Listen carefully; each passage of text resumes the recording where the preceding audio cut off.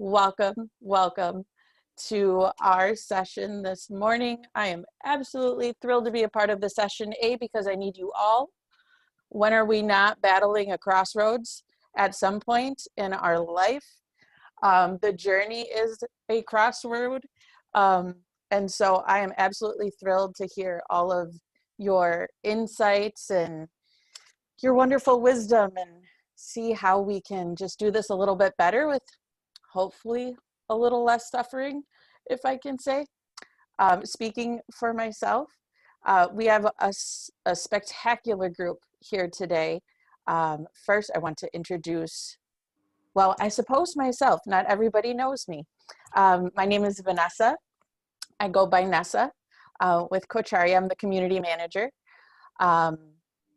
and coach, fairly new coach, and just another fellow human being and member of the family in the world. So hello. Miss Priya. Oh goodness, where do I begin? I'm going to give you just a small little soapbox to put you up. Priya has over 20 years of experience in the people environment. She's a certified MCC, a master coach, credentialed with the ICF, and an EIA senior practitioner with the EMCC. Priya's background is in psychology and economics. I know most recently Buddhist psychology has been an interest of yours. You're also the co-founder of Orienda. Did I say that? Orienda? That's right. That'll work. It's a Center for Leadership Excellence. And you really focus on developing work with corporate clients, yes? Specifically focusing on emotional intelligence, women in leadership, and life transitions. Priya's also been associated with Coach Arya for the past 6 years as alumni and a mentor coach, and has mentored almost 200 learners towards ICF credentials. Whew.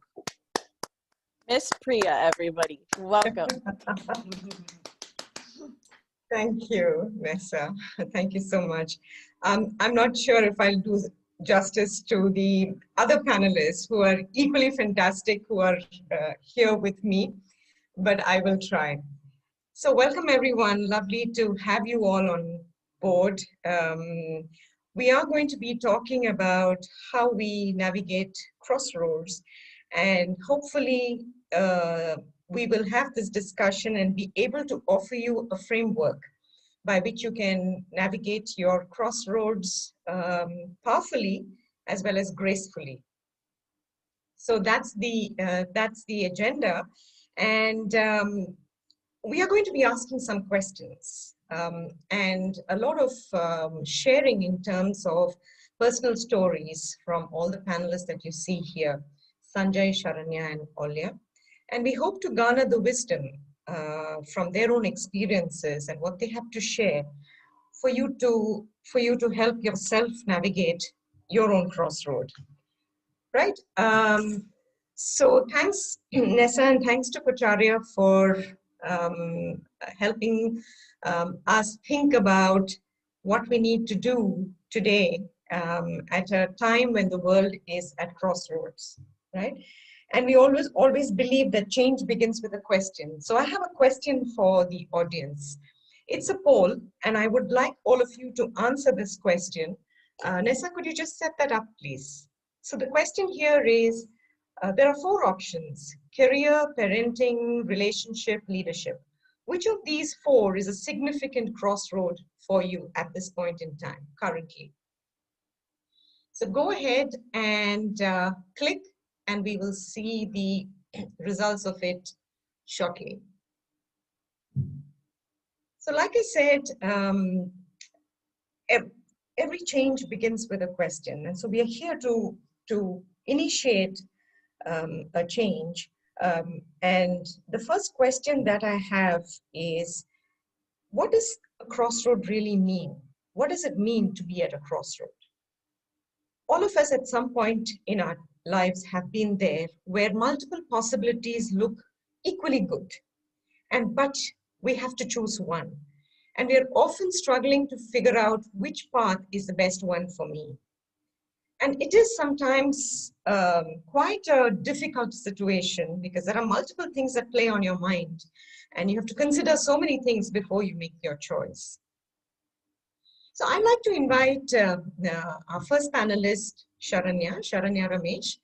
Sharanya, I'd like to hear from you as to, you've moved from being a student to a short corporate life and then back to being a student, a design student, taking up, at that point in time, quite an unconventional path of study. Right now in London, doing her master's in the Royal College of Arts. Do share with us what your journey has been in terms of the crossroads that you have had to navigate. Thank you for the question, Priya. I think for me, my crossroads were very career focused, where I had to make a choice between choosing in the beginning when making a decision about my profession. I had to make a decision between the conventional professions that were foolproof, and I knew that they were feel safe in a way, and a slightly unusual an unconventional choice, but one that I was more passionate about. The decision that I made was definitely met with some concern because obviously, my inner circle who was concerned for me, they wanted the best for me, and the path that I decided to take, that of design, was at that time very new, and there was no clear or visible outcome as to where I'd end up. So it took a lot of believing in myself in order to pursue this path. And I was lucky enough to have, a family that was very supportive about this. Later on, I slipped into the professional life, and I got a cushy job, and I started slipping into a rut where I was feeling uninspired, but I still felt like I could do so much more with my life. So it was a very difficult decision to sort of get up and leave that stability behind in order to pursue my master's. So I think that sort of sums up my journey. I'm sure it wasn't easy. And so currently you're happy with the choice that you've made? Yes, I think that a lot of the decisions that I made were like the big decisions in my life were emotion based, in that I would ask myself, would I be happy doing this in a few years? And if I was uncertain in some way, then I knew it wasn't the path for me. However, taking emotional decisions is, it sounds very ideal, but there's also many other factors to consider. And I'm sure we'd go into that in detail later on in this conversation. But it's, I did have to fight a lot of personal battles, and also have to continue believing in myself, which I think is something that we underestimate when making a difficult decision, and trusting that we are making the best decision for ourselves. Yeah, trusting yourself is and believing in yourself is really key here, especially in the times of uncertainty, right? Thank you. And I'd like to invite Olia. Olia is an international tennis player, and she moved on to being a corporate leader for a long time, and then a big plunge completely out of that space into being an Ayurveda therapist and now a coach. Olia, your life seems to have taken multiple twists and turns. What was that like for you? Yes, sometimes it felt like being on a boat in the ocean, to be honest to you, and not knowing, am I going to make it to the right shore or not? Mm-hmm. And it was, but as I was reflecting back, before our webinar today, how my ability to make choices have evolved. Because in the beginning, let's say when I was still in my late teens and I made the decision to move from, former Soviet Union to United States, just as the wall, the Berlin Wall was taken down, that was really a choice of not much thinking. It was a gut feeling that I wanted to expand. I knew I needed to go and experience. I couldn't explain why. I wasn't considering the risks of, going away across the world from my family and, really with no safety and going in the unknown. But to me, that was not even an issue. It was almost like the formula was, if it looks fun and adventurous, just do it. You will figure it out later. But then I realized, as of course, with that, I made a lot of mistakes and, there were encountered difficult times and, all that came later. But then, let's say years later, when I had to make another choice, and then I was moving, from United States to Italy, or, I was making choices about doing my MBA or not doing it. So those choices became much more difficult to make, and that formula that I used in the beginning, just do it and then figure it out, didn't work anymore. Okay. And then I was thinking of what's going on, and I realized that the more stakes are in place, now that I've gained something, I've gained like a status and certain position and certain amount of wealth and certain amount of friendships, I am afraid to give it all up. And so then those attachments to an illusion of safety was getting seriously in a way. And just if I could finally overcome it with the very same drive for expansion, then I would make the decision.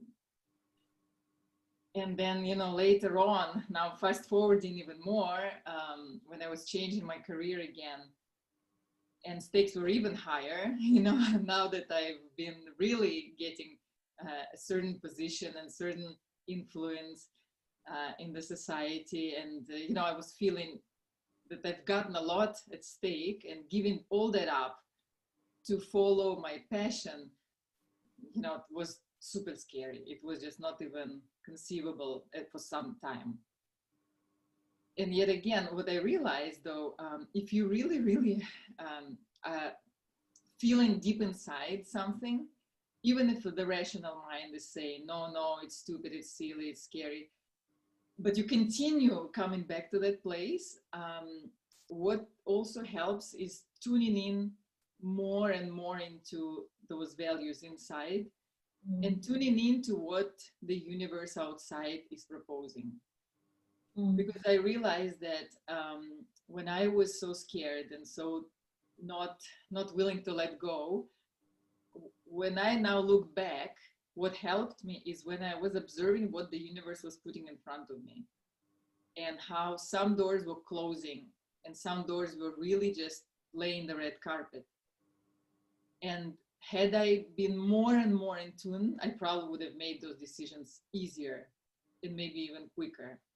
But that knowledge now helps me a lot. And in fact, in my very recent decisions I had to make, I use that, tuning in to really what is happening around me and what is the universe telling me, and is it aligned with my real deep desires. And if I felt it, then it was easy. Then I would just keep the fears aside and I would just go for it. Thank you, Olia. And, this reminds me of a quote I read somewhere where someone says, I set out on a long journey, and to start out on that long journey, I sat still for 3 days. It's really connecting back to the quiet, deep place in your heart to be able to find that courage to take those decisions and, as you said, right, gracefully moving through life. So I'm going to invite Sanjay Dutt, who is an OD consultant has many, many years of corporate experience. And what really struck me about Sanjay is that he runs a program called Take Two, wherein they focus on helping people make these transitions. Just as the word says, take two. It's about taking another chance at what you want to do. So, Sanjay, you have worked a lot with many people, different age groups, different profiles. What are you seeing as a pattern in the way that, in terms of the crossroads that people are facing? And also tell us a little more about, I'm sure your life has had many uh, folks that you have come to stand in front of, right? How has that been? Thanks, Priya. Yeah, so before I share how I came to Take Two, I'd like to share how I came to my Take Two. Mm-hmm. And there is this, when I was earlier talking about a song, and there's a song that's running in my head right now, which is an Hindi song called अजीब दास्ता है ये कहाँ शुरू कहाँ खत्म ये मंजिलें हैं कौन सी ना वो समझ सके ना हम. To translate, this is a very strange story. I have reached a place and I don't know where have I reached. And so while I hear Sharanya and Olya talking about and a strong attractor being there, for me, a lot of the time the crossroads has been about this phenomena where I've reached a place in my life and say, this doesn't work anymore. And where do I go from here? Mm. Um, and I think the strongest urge for it I can relate to is that after doing 15 years of corporate work in my late 30s, having ticked all the boxes in terms of going to some of the best colleges, pursuing exactly the kind of things that, the society, parents, and, everything that's socially valued. I had achieved. And here I am in 2004, 2005 time period saying a lot of achievement, but I still don't feel good inside me. So Mm. what place have I reached which makes me feel so strange? And it was a really hard time for about, a couple of years, struggling with not even having words to say that why is this not working? And that led me to an exploration of asking the quintessential question that many coaches help with: who am I? So I went in search of that, followed many paths: psychological, intellectual, spiritual, to really figure out, that who am I and what's my path about. um, and as I did this work, so I often say that I didn't find coaching and OD as a profession. The profession found me, because as I did this work for myself, people said, "Hey, look, you seem to have an aptitude for it." So here I am, 15 years later, doing the same work. The longest I have been loyal to anything in my life, and uh, yeah, and so what happened is that as I made this journey and this transition for myself, I realized something, that this is a journey that a lot of people want to make.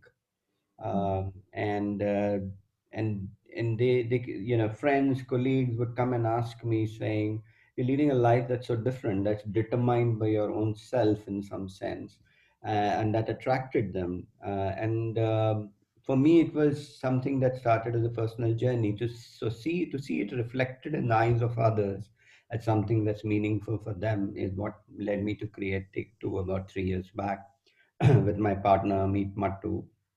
And the two of us uh, came to the conclusion that the world needs this work, where we all stand at crossroads at some point of time.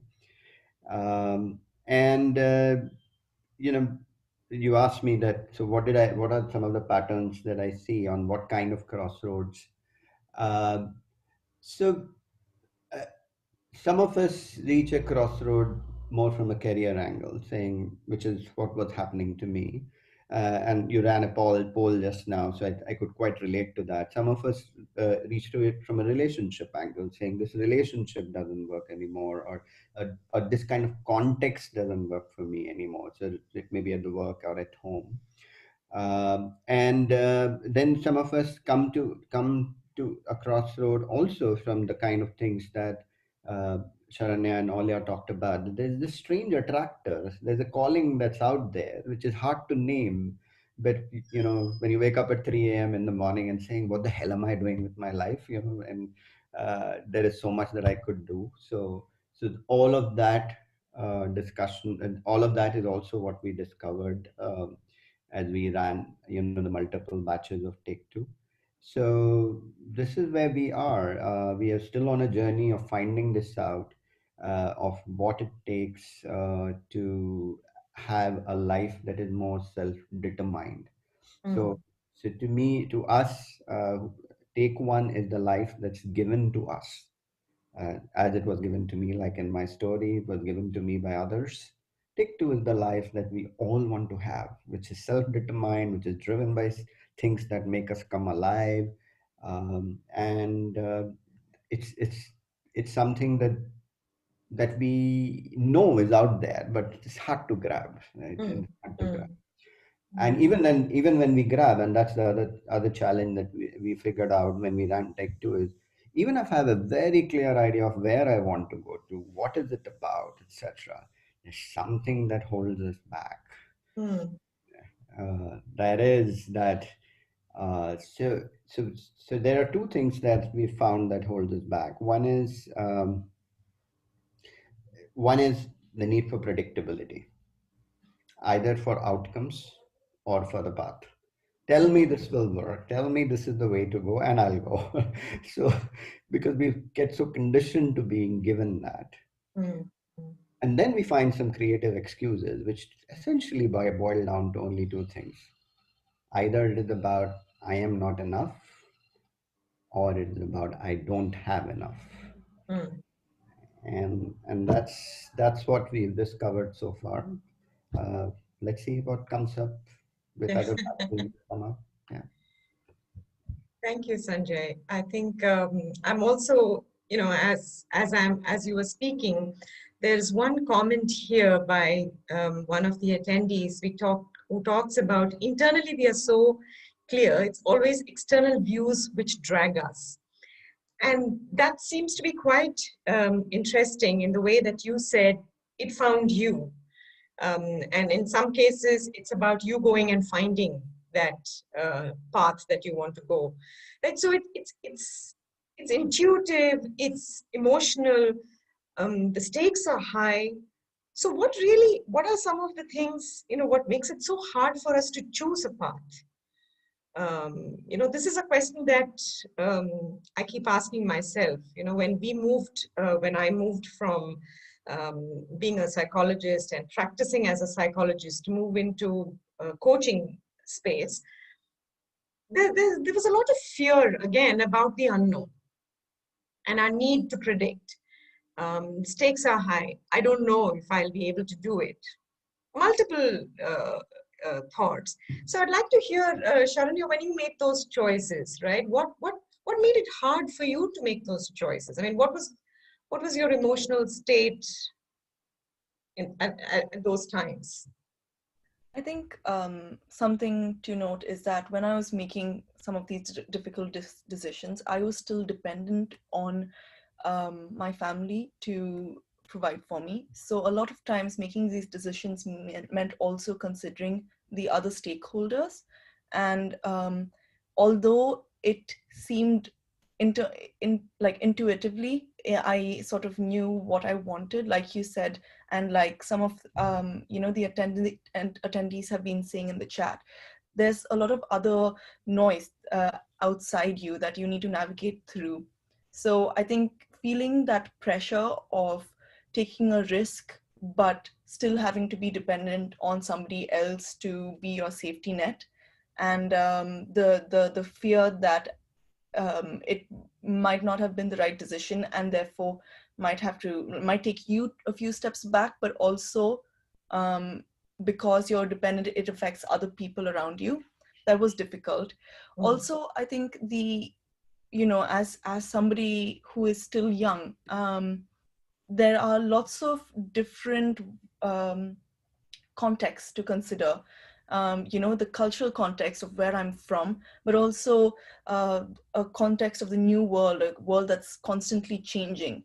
How to have my have my foot in the door in both, so that I'm progressing and making the right decisions for myself, but also not sort of forgetting where I came from. Mm-hmm. Mm-hmm. So it's almost like you're navigating two worlds in a way, from from the country of your origin to what else is happening in the world now and the opportunities that it offers. So there's another level of navigation that is happening, is what I'm hearing.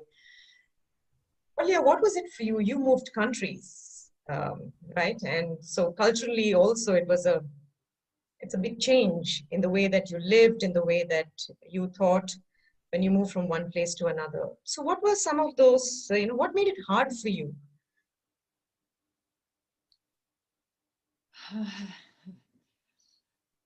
To me, well, first and foremost, because I left behind my family, my friends, let's say, the stability I've had, and I was, 20 years old, and I went across.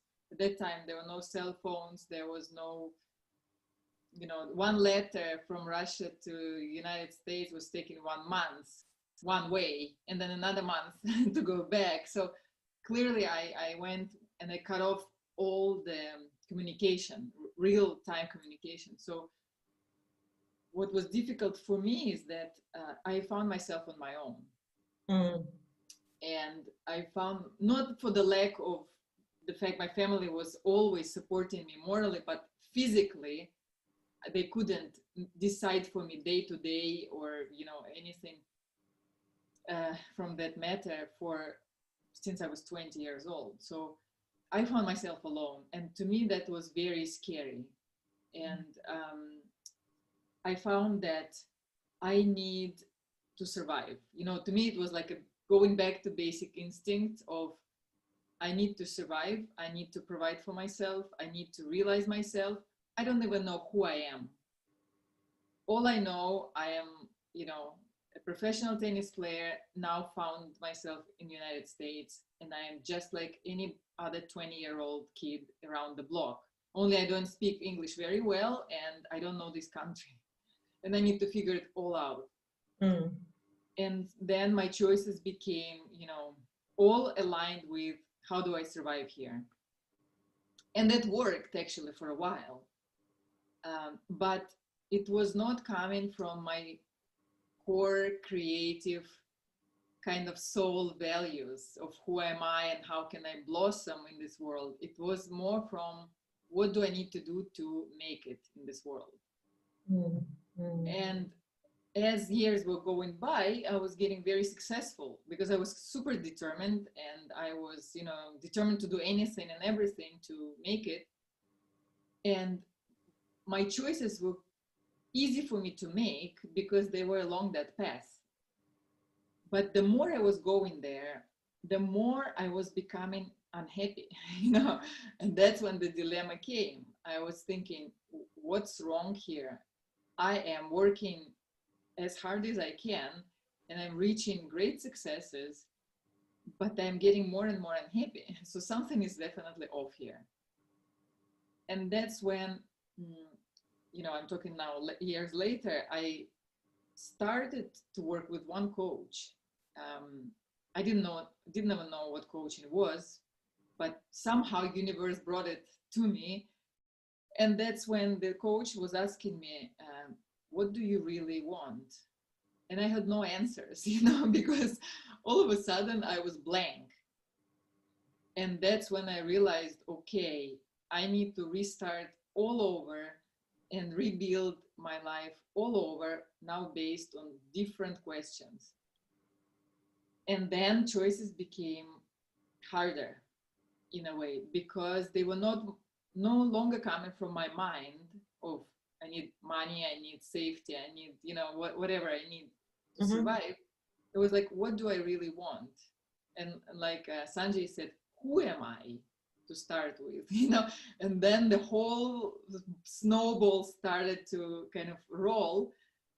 And this is when, again, with the huge help of the coaching, the lady that was coaching, the two of them with some years apart, but they were really bringing me to think about thinking from within.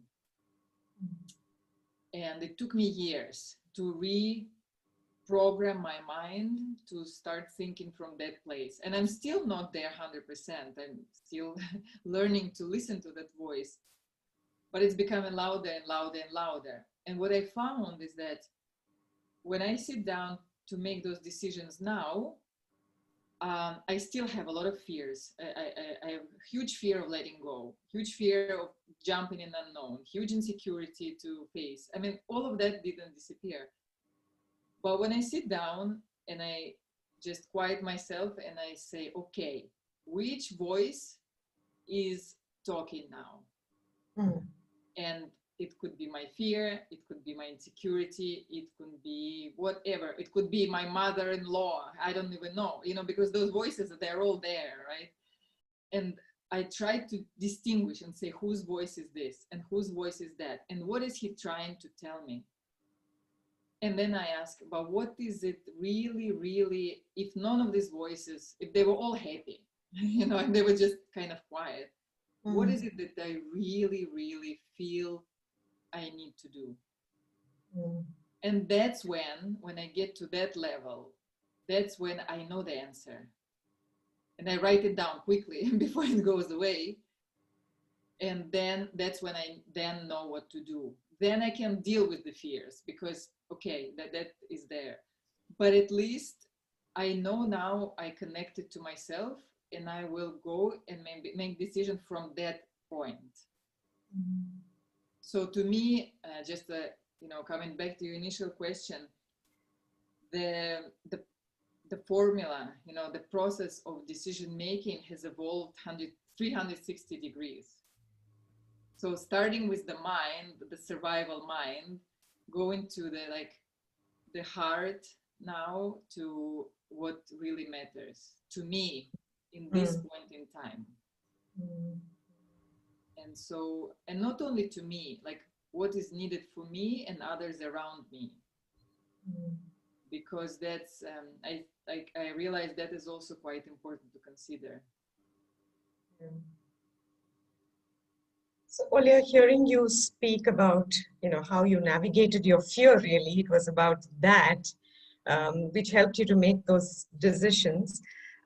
It's very pertinent what you said about listening to your inner voice more and more. And I also heard Charanya talking about trusting yourself, believing in yourself more and more. So the question for you, Sanjay, is what's your experience around the voice from the outside world, right, versus your own inner voice? Any thoughts on that? Yeah, that's a very tough one, Priya, usually, because it's actually a pretty it would call for some scientific inquiry in that sense, that what is really me, right? I mean, we all have a sense of a me, but is that me really me? And that I think is the typical struggle of most all human beings, that we want to belong to something and yet we want to be distinct, right? So and we pursue that distinctiveness. Yeah, so I'll probably give an example of a couple of participants who came to take two, and so to give you an example, one of the things that we discovered is that in our first batch of take two that we did, we actually ended up having 13 men. And we were like, where are the women? And why aren't we able to get them? And Amit and I also happen to be men. And so there were two men facilitating 13 other men. And so we went back to our coach friends and, other people, other women friends saying, look, can you look us at our material and how we are approaching this? And is there something you can tell us? And they gave us some great insights. They said, the first thing they said is that, especially in the Indian environment, and we cater largely to the Indian audience right now, or that's what the batches have been. They said in women, first of all, are so used to putting themselves as second that you have to appeal to that. Um, that that that they putting if they are at a crossroad, they'll take the crossroad that's usually is the way that in the world has prescribed, or the family wants it, or the society wants it. And secondly, they because of this, they often end up asking themselves whether they deserve it. Mm.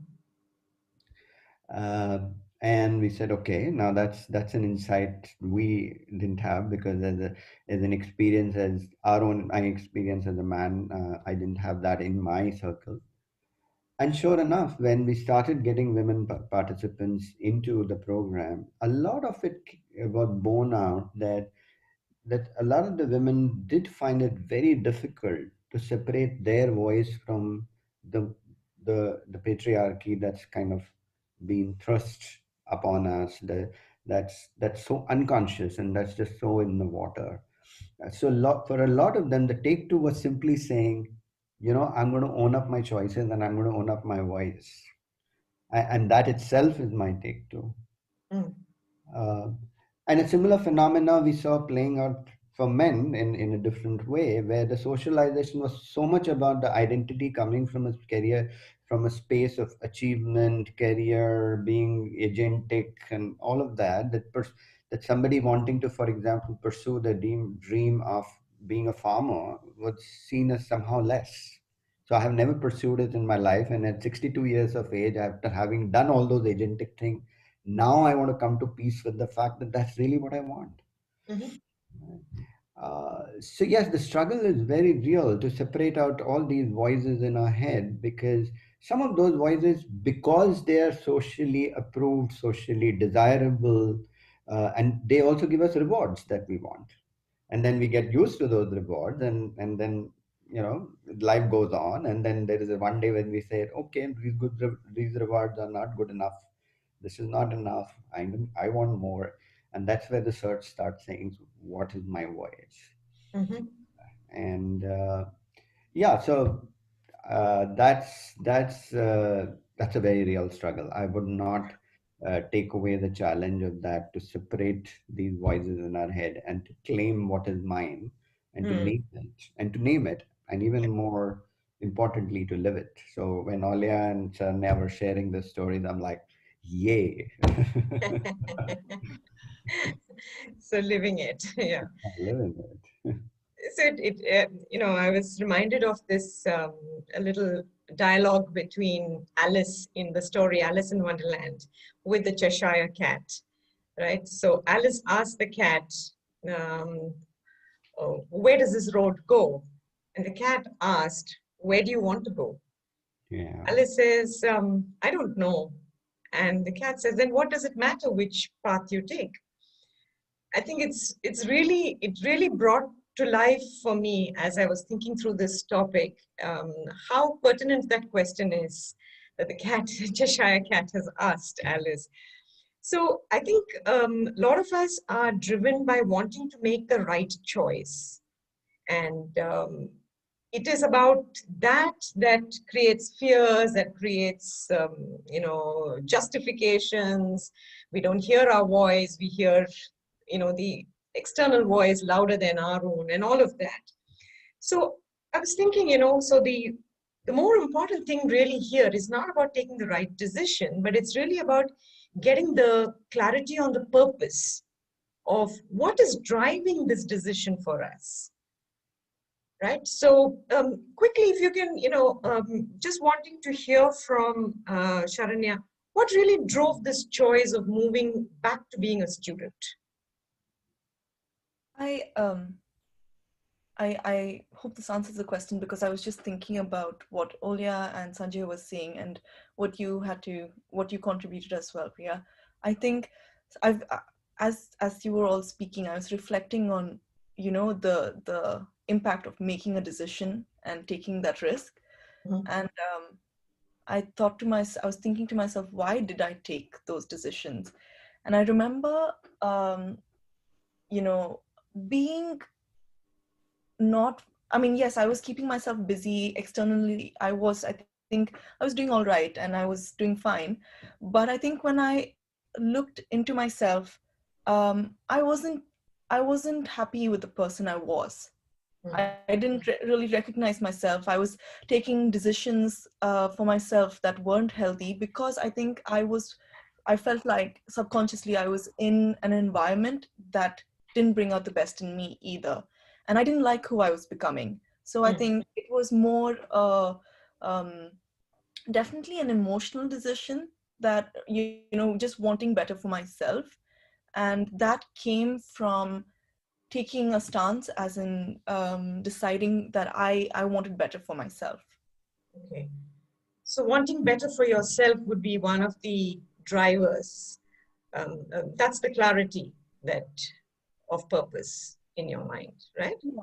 And as I had mentioned, I asked myself, and this is something I think I was told by my parents, and it's quite it's a lesson that I take forward, which was asking myself, will I be happy doing this in 5 years? Because at the end of the day, I have to live with myself. Nobody else will have to live with me. So if I'm not doing something that brings me joy or helps me grow, how can I be somebody who provides joy or helps somebody else grow?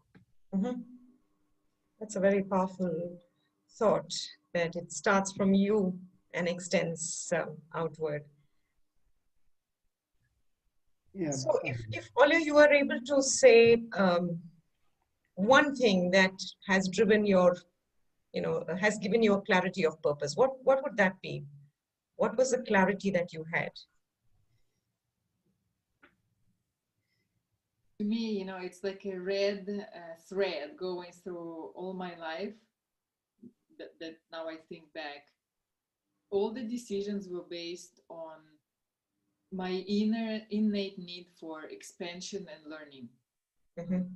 And so I realized when I asked myself, like, what was the driver there? Why did I do that? Because there were some decisions I still, I don't know how I found the courage to do them, but I asked myself why. And the purpose was very clear. I need that. I want the experience. I don't know if it's the right choice, wrong choice, if it will bring me happiness or misery. I want the experience. And so, and before I was doing that unconsciously, but now when I connected it to my value, and my value is learning. I'm like a lifetime learner. I love to learn. And so to me, it became very clear now why I was doing those choices. Mm-hmm. So yeah, to me, that's it. So it really comes down to the fact that if you have a clarity of why you're doing what you're doing, what we're saying as purpose, it makes it a lot easier for us to negotiate with ourselves, firstly, and then also to negotiate with your ecosystem, which brings me to the point, So remember a quote in Bhagavad Gita, which very loosely translates as, if you are both your friend and your folly. So it brings me to ask you, Sanjay, what does it take for us to take ownership? So we've made a choice, right? We've got the clarity of purpose, and we're not saying a purpose which is larger than life or anything. It's just the purpose for that particular decision. And the decision can be right or wrong only in retrospect, in my opinion. At that point in time, we don't know. So what does it take to take that ownership and say, okay, this is where I'm going? Yeah, so um, I'll probably go back into my own story again a little bit. So that when I went into the journey of who am I was just being reminded when, especially when Olia talked about her sitting with her fears and how at every moment every crossroad that comes through. So when I was at this crossroad, one of the biggest fear that I had was I was often offered the feedback that despite having a lot, I actually used to be constantly whining. is the word. and it took a while to realize that one of the things that blocks me from owning up my new future is because I am wedded to a certain misery because it's familiar. Mm-hmm. And that really was hard to let go of. Mm-hmm. The second thing that I discovered that the arrogance of my own self-reliance. That somewhere in wanting to achieve and wanting to be self-reliant and saying, yeah, I'm making my own choices, etc. I think I stopped. Uh, I was blind to, in some ways, the contribution to what a lot the world around had given me. And I think the third thing that's connected to the second one is because I didn't have the gratitude for it, or didn't have even in my radar saying that who I am today are not only my choices, but choices that supported me and made me, I found it very difficult to take help. Mm. Asking for help was such an anathema to me, because it was almost like being this, you know, self-reliant, achievement-oriented person is what all of us need to be. And especially in the Indian context, I think that's very, again, becomes very important. We are very relational people. So not asking for help would also, not let me take ownership, because then I would think only from my own resourcefulness. Mm.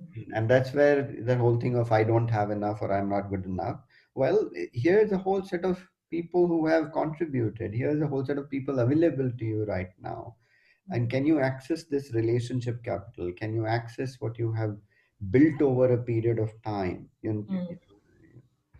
Uh, so yes, so I think what helps take ownership is really one, letting go. So as you know, there is that saying that a boat is safe when it's in the harbor, but that's not what it is designed to do. That's right.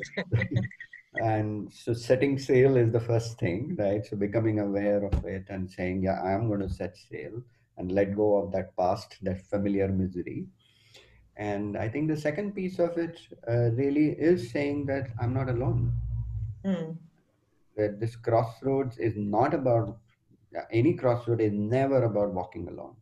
In fact, in Take Two, we brought in a whole lot of structure around how do you engage your stakeholders, how do you navigate and negotiate with them, so that you can live your choices, because we will never be out of a context. There will always be a context.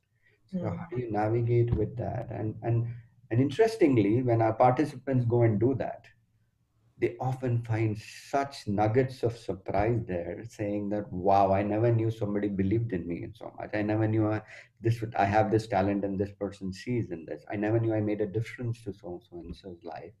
And that takes up their sense of ownership even further. Right. Mm. So Nessa, I want to just pause here and check with you. What does the poll say? What are most people struggling with, or what are the crossroads that they are facing? Yes, I will actually share the results here. Hopefully Mm. everyone can see. So primarily over half of the group um, is struggling in some way on their journey with regard to their career. Second place was relationship. Third being parenting, and last leadership. Really interesting. Yes, and I think more than more than anything else, the pandemic has thrown up this career as a big one here. I think VUCA at its best, if you want to call it that. Yeah. So I'd like us to just move on. And when we say that one is, what would really help us to navigate is have clarity of purpose, whatever that might be. Two is taking ownership. And three for me is about, all this is fine about being aware and taking ownership without the action. It means nothing, right? So how do we rise ourselves, and what does it take for us to really act on what we believe in? So I'm going to just open this question to the audience, and I'm looking for some answers from them as to what does it take to act on your choice. Nessa, would you help me with that? Yes, I put that question in chat. Okay. So how do you get yourself into action once you've made a choice to move forward in a crossroad?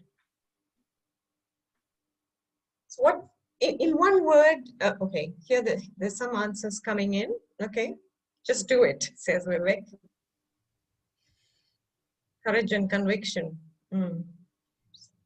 Perseverance, resolve. Just go forward. Faith.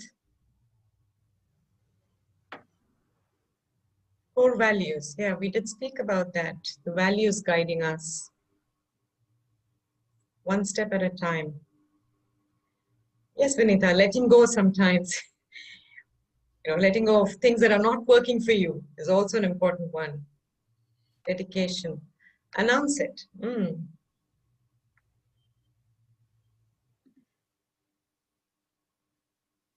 Action. Focus to action. Wow, I can see a lot of people, the bias to action. I think everybody knows what it is to get up out there and do, right? And since we spoke about some of the biggest challenges that people are in this audience navigating, which is that of career and relationships, this has really come to light, like I said, because of the pandemic and the situation that we are in. So I was wondering, and I'd like to hear from maybe Olia, to start off. There are a lot of crossroads that the world is navigating at this point, right? And what would you say is from your experience, what would you say is the best way to navigate the kind of systemic challenges that we are facing at this point in time? This is a wonderful question. And I'm laughing because, I for a while, I was believing in this kind of idea of saving the world and, joining all kinds of groups and, combating the environmental changes and, doing all kinds of things. And then I just realized, the more I was actually, researching and studying about life and who we are and what is it all about and how the universe works, the more I realized that in reality, the whole world we live in is inside ourselves. So how we feel, how I feel, is I contribute to the world with that. My energy is contributing to the energy of everybody else. And my everyday choices are contributing to the mass choice making of this planet. So the real impact I can do, and the best effort I can do, is really start watching myself. And it sounds simple, but it's to me it's the only truth really there is. If I choose to be happy, healthy, shining light to people around me, and just choosing not to, pollute around me, and my intentions are clear, and my intentions are for the best of whoever I encounter, that's what I contribute to this world. And it will be more useful for me and for everybody else than if I join an army and go fight, the enemy, so to speak, So to me, the answer is really clear. It starts with me and it ends with me. So I'm responsible for what I do. So that is, kind of an answer to what you've asked. Thank you. It all starts with ourselves, right? And so I know that, Charani, you've done a lot of, coming from the millennial perspective. What do you think the millennial, what are the choices? How are they navigating their choices? What's your thought on that?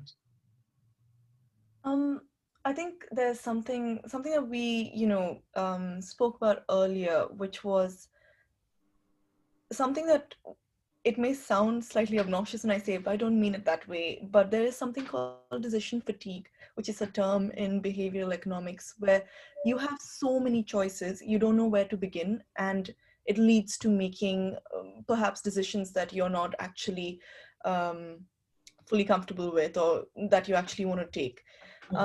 So that's one way of looking at it. But then also, in my line of work, I have worked with communities that uh, they're challenged to find opportunities. So a very interesting term that somebody that I was working with came up, he shared with me, was the idea of the poverty of opportunities. So a lot of people not knowing what was out there because they didn't have access to these opportunities. So I think as millennials, we are in, it's quite a paradoxical Mhm. situation, where on one hand there are lots of choices, but then on the other hand, there are lots of communities and people who don't know that they can make these choices.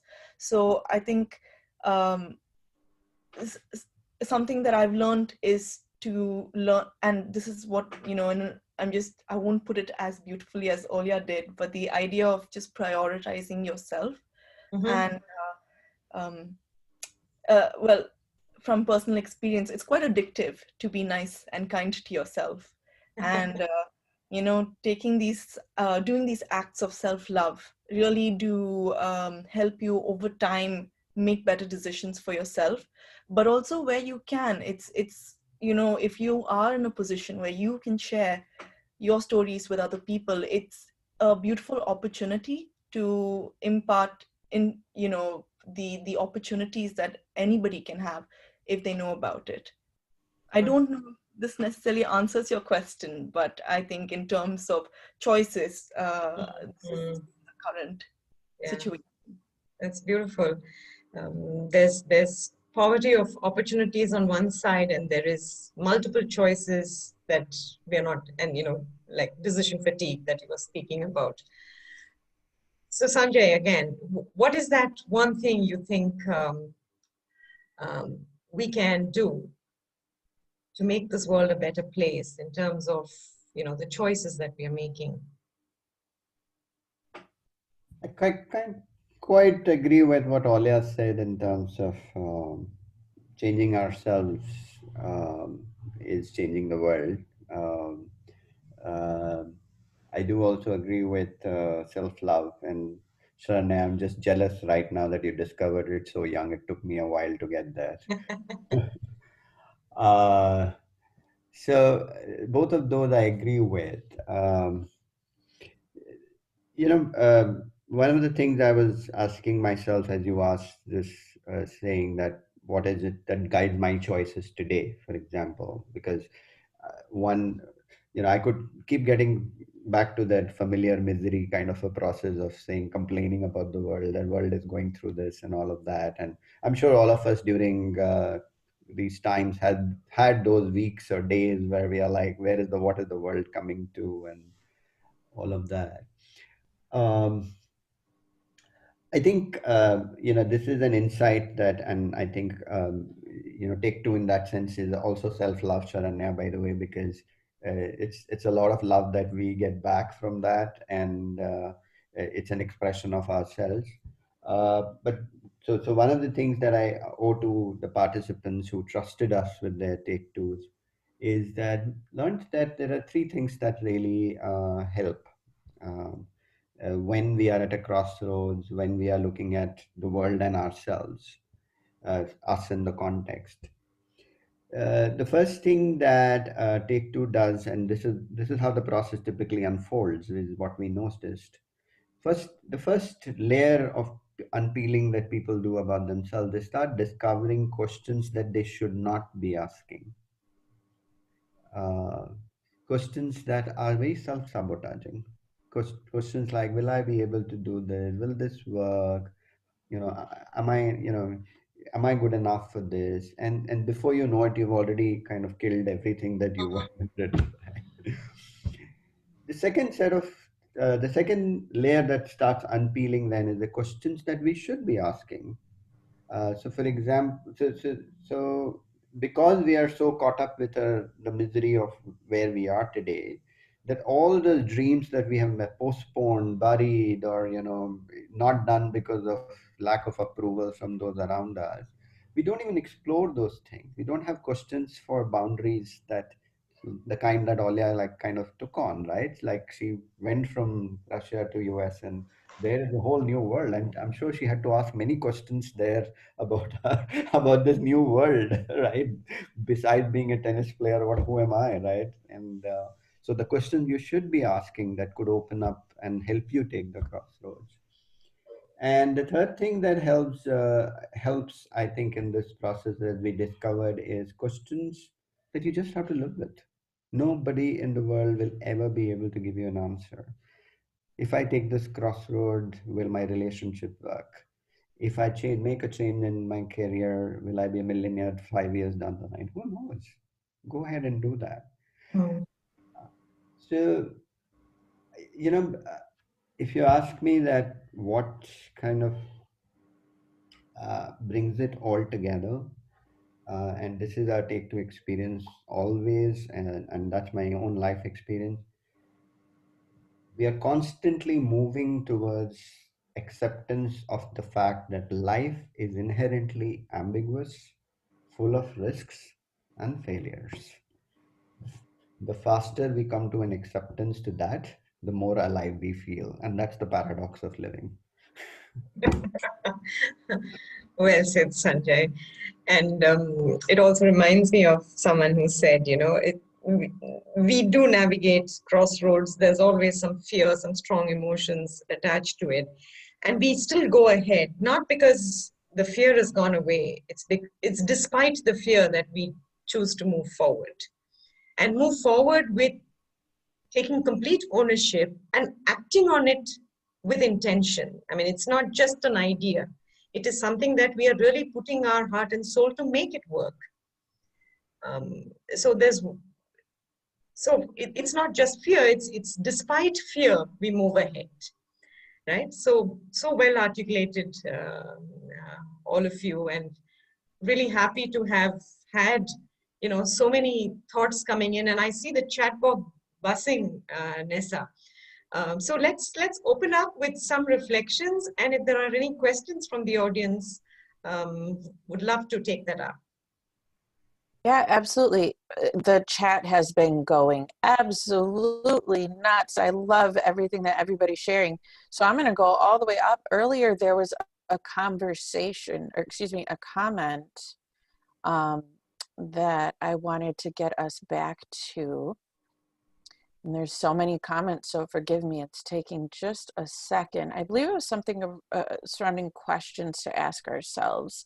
I think it was Andrew that had shared here. Where are you? Okay, here we go. So in your experience, to all of the panelists here, what are the most important questions to ask where we are at, I think, in the crossroads? And Andrew, you might maybe expand on that if I didn't hit that out of the park there. What are the most important questions for us to ask at the moment that we find ourselves in a crossroads? So I'm going to just, invite the panelists. Any of you wish to take this question, want to answer? Is it directed to anyone? Yeah, Sharanya, please go ahead. Go ahead, Sharanya. I think very short and simple, and I think I repeated this many times through the conversation as well, but just the question of, will I be happy if I was in this position in 5 years is what usually drives me. Mm-hmm. Okay. So that's the question you would ask, and I would still go back to the framework that we spoke about. Ask yourself why. Why you're doing what you're doing, or why do you want to make a change? Why are you even considering this a path versus the other? And the rest will follow. So I also have a question here, Nessa, from Ravi, who says, at a crossroad when we have moved ahead and realized that probably the other way would have been better. Yeah, how do you handle that situation?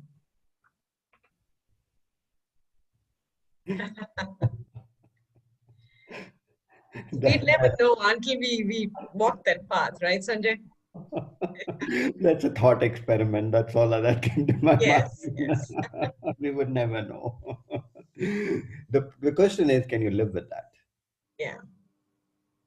And I And think that's what the ownership and the actioning part really comes in, is to you make that choice and you own it and you run with it and make it work. yeah. Yeah, And not look. yeah, and often, Priya, I'm also just thinking that if you are being called back to the choice you never made, or the Mm, crossroad you never took, it's quite likely that the socialized voice is working there. mm, mm, Because something in the here and now may have triggered it again, saying, look, that was better. mm, So mm. it becomes a great escape rather than dealing with what's happening in the here and now. Lovely. And as you Yeah, hear that, Olia, what's coming up for you? I was just going to share that I personally have made a lot of choices where I realized short while after that it was not the right choice, and I regretted it, and I was in pain and regret and all kinds of negative spiraling, only to realize even later in life that universe finds the way to get you where you need to go, Mm, whether you're aware of it or not. And sometimes the choices you make that seem to you wrong because they become difficult or they become uncomfortable, or life takes all of a sudden a kind of downfall that seems to you a downfall, but later on it all starts to make sense. And in my experience, all the things I've done that seemed to me like a disaster at the moment, later on I look back and said, oh my God, thank God, because mhm, I know why it happened, mm, because I got something much better that I couldn't even imagine. And mm. it took my life to a whole new level or turn or whatever. But in the moment, and that moment can last weeks or years, I don't know. Yeah. It depends how quickly you can just say, okay, chapter closed, I'm here, now what? And you start, like seeing what's now. Yeah. But I guarantee you that if you start looking at that what's now point versus, oh my God, what have I done? You will see where life is taking you. And it's usually always to a better place. Mm. Beautifully said, Olia. Lovely. I have to agree with what Olia said about everything happens for a reason, and sometimes you don't really see the reason immediately, but sometimes in the long run you do. You Mhm. see it all sort of coming together. Yeah. I had a question actually for the other panelists about, following up from what Olia said about failing. Um, in your experience, does failing ever get easier? Because in my practice, we follow design thinking methodologies, so we have this idea of failing fast and failing easy, which is much easier said and done, especially when you're looking at decisions that you're making that can change the way that you are currently living and your life. So what are your thoughts on this idea of failure? Is that even a term that you use? There was a comment here by Meenakshi, I think, that's from North Star. So she says, I've started reframing everything as an experiment, and every experiment has only outcomes. Success and failure are only labels at the end of the day. They're only outcomes. So that's beautifully articulated. Sanjay and Olia, anything to Sharanya's question? Yeah, I was just thinking over and connecting to what Ollie also said, that in terms of that eventually, coming together and finding meaning in what you're doing. One of the things that I learned while we were designing our Take Two program was that it's not so much success and failure that gets you success or failure, but it's actually the concern for success or concern for failure that gets you there. Mm, mm, Uh, the more wedded we become to the outcome, the more stressful and anxiety provoking it is. So if you ask me, do you even think of word failure? Yes, I do think of failure, but to remind myself to say life is risky, and that means that I have to plan for it. mhm, Uh, but I do think of success too, because then I say, well, despite the risk, I still want to go for it because these are the benefits, or this is what I want. So to mm, me, a failure or success is a process, not an outcome. mm. Over to you, Nessa. Any more questions? We do. So one here about children, which I'm very intrigued to get your thoughts, panelists. So Vita, she says, do children dependent on adults ever come to a crossroads in their life with the future ahead? And maybe even just going to tie that into parenting, being that that was one of the crossroads. In your opinion, do children experience this? And then as parents, maybe how do we recognize that and address that? Mm. Great So question. it's a great question. I'd like our youngest panelist to take that question. Do you have any thoughts on that, Sharanya? Yes, I think that when I was introducing my story, I think that that's something that stood out to me. That taking these decisions, I had to acknowledge that I was dependent on my parents to support me, um, and that they would face the consequences of the risk that I took. And so that is definitely a pressure, and it most definitely helped that both my parents were very open to my learning through my successes or through my temporary um, failings, for lack of a better word.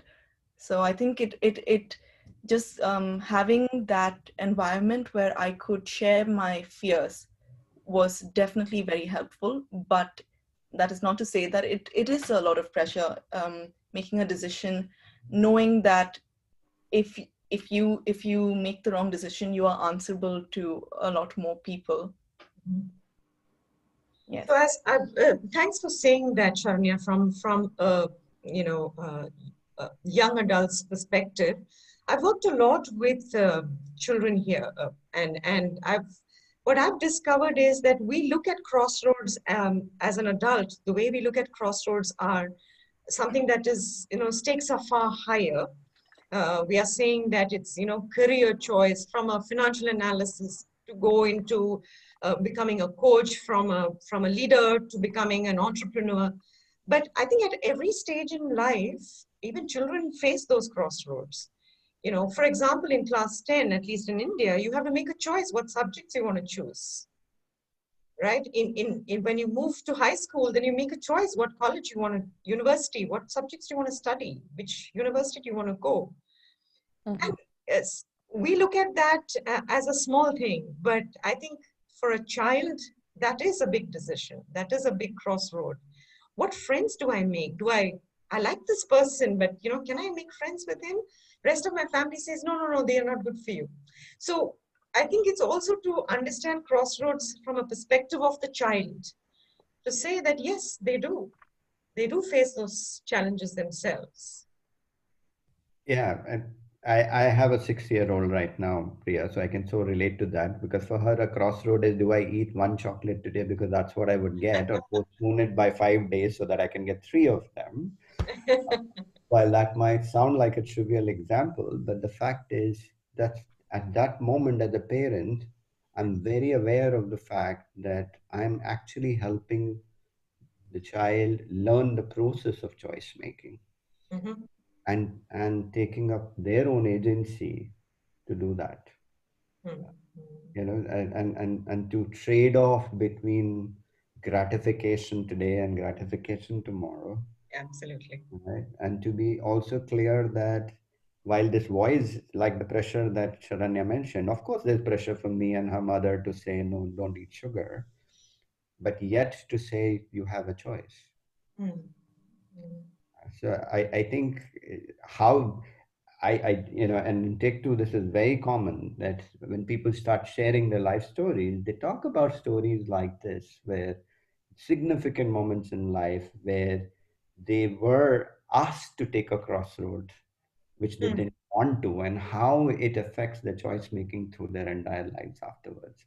It's just very, very interesting. So yes, children definitely fail crossroads, and as a parent of three children, I feel the pressure of parenting by the way, Sharan. It's interesting with first time parent. I'll admit I have a 4-year-old. He's 4.5. And it's interesting. So as you all are sharing your insights, and I'm thinking about how I'm going to personally apply this framework in my life, but then with this conversation about children, um, I've been very conscious um, of how I'm sharing my conditioning with my son, Mhm. and why. And so it's been an interesting experience. Parenting for the first time as a whole is interesting, but it's been a very interesting experience. And so when I think about these questions about when a child is experiencing a crossroads, I try and put myself in my little 4-year-old shoes, and I'm thinking from that perspective, well, gosh, he's so blessed right now that between I think some of the framework that I've offered him, the context that I've offered him, but just also because we're all born in that beautiful natural state as children where his eyes only see possibility. When we talk about the fear and the voice that we give our fear and the power that we give our fear, I think about the crossroads that my son's experiencing right now, and um, that voice might not even be there yet. It has no power for him. He sees the world as this bright, shiny oyster of possibility. And so when I think about incorporating this framework, it gives me um, it gives me joy, it gives me excitement to think now going forward and how I'm going to interact with him, um, and seeing his purpose and seeing where, how I'm going to use my language and supporting him. Granted, it might be, do I grab an apple or do I grab a piece of chocolate?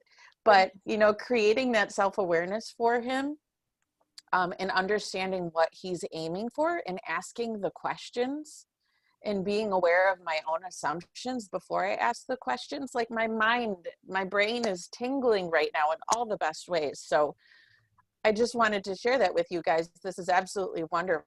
Thank you so much, everybody, for sharing and in the chat. Absolutely wonderful. Yeah. So By Nessa, the do we way, have? Nessa, this is Sorry. a sorry. This is tells you more about the relativity of our perception of this reality, right? Mhm. The 4-year-old Yes. child doesn't have fears Mhm. because that's not the reality for him.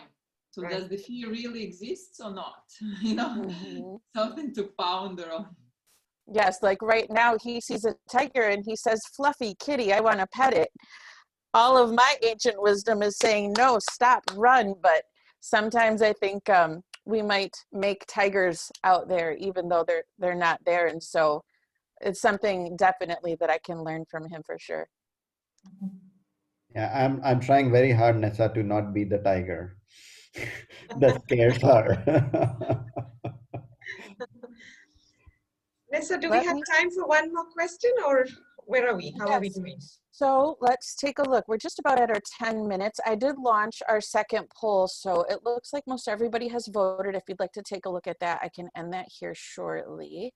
And then just taking a look in chat again, this chat, I'm going to have to read it afterwards too. It's just phenomenal comments.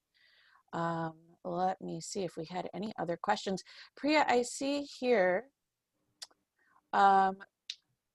Vinitha said, we can learn from how children take decisions on the crossroad and how, what can we learn from how children take decisions on the crossroad and how they respond to the outcome? Because again, the comment about seeing them as fearless. Was that a question? I'm just Yes. The question is, what can we learn from how children make decisions on the crossroad? I think they're just so intuitive. And as they grow up, I think that is completely put somewhere in a dark corner, that it, the rational mind, the logical mind just kicks in, and we take away what is very intuitively they relate to. I think that is something that's so precious. And later on, at some point, like the hero's journey, we reach a threshold and we say, okay, now let me connect back to my intuition. And then it's a whole hard work to be able to, remove those, defilements, if you want to call it, and connect back to that intuition.